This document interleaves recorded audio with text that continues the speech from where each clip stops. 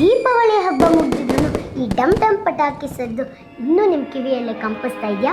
ಯೋಚನೆ ಮಾಡಬೇಡಿ, ನಾನು ಬಂದಿರೋದೆ ನಿಮ್ಮ ಕಿವಿಗೆ ಸಿಹಿ ಸುದ್ದಿ ನೀಡಿ ಇಂಪನ ಮೂಡಿಸೋಕೆ. ಶುಭೋದಯ ಸಿಹಿಯಾದ ಜನರೇ, ಈ ವಾರದ ಸಿಹಿ ಸುದ್ದಿ ಹೀಗಿದೆ. ನಮ್ಮ ಬೆಂಗಳೂರು ಮೆಟ್ರೋ ಪ್ರಯಾಣಿಕರು ಮರೆತೇ ಬಿಡುತ್ತಾರ ಕಾರ್ ಮತ್ತು ಸ್ಕೂಟರ್?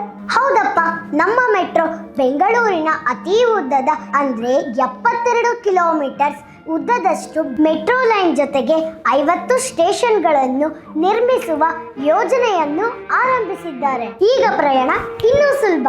8 ವರ್ಷಗಳ ನಂತರ ಈ ಡಾಕ್ಟರ್ ಬಿಚ್ಚಿಟ್ರ ORS ಕ್ಯಾಮಿನ ಪರೇಡ್. ಮಕ್ಕಳ ವೈದ್ಯರಾದ ಡಾಕ್ಟರ್ ಶಿವರಂಜಿನಿ ಅವರ 8 ವರ್ಷಗಳ ಸತತ ಪ್ರಯತ್ನದಿಂದ ಸಕ್ಕರೆ ಆಧಾರಿತ ORS ವಾಟರ್ನ ಕುರಿತು ತಪ್ಪು ಜಾಹೀರಾತುಗಳನ್ನು FSSAI ನಿಷೇಧಿಸಿದೆ. ಕರ್ನಾಟಕದ ಕೃಷಿ ವಲಯದಿಂದ ಆರ್ಥಿಕ ಬೆಳವಣಿಗೆಗೆ ಬಲ.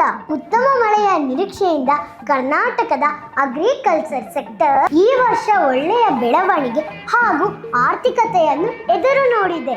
ಜೈ ಕಿಸಾನ್, ಜೈ ಕರ್ನಾಟಕ. ಬಾಹ್ಯಾಕಾಶ ತಂತ್ರಜ್ಞಾನದಲ್ಲಿ ಕರ್ನಾಟಕವೇ ನಂಬರ್ 1.